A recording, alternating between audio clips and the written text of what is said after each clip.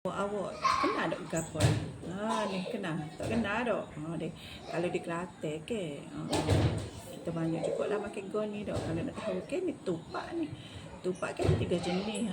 Tupak nasi, tupak daun palas. Tapi ni pelik sikit dok. Ni tupak dakak.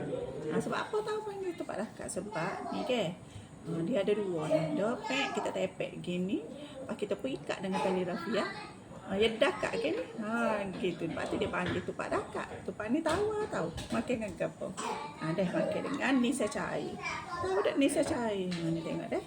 Ni kawan dah terang makan. Ni nampak tak? Manis ni.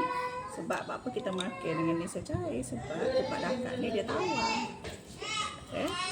Buku dengan apa ni? Buku dengan pisang. Gini. Ni bentuk dia. Saya awak dah. Lepas tu kita pun polek dia gini, kita pun makan. Bismillahirrahmanirrahim. Sedap, tawar, capung dengan mani. Jadi tupak dakak. Bye.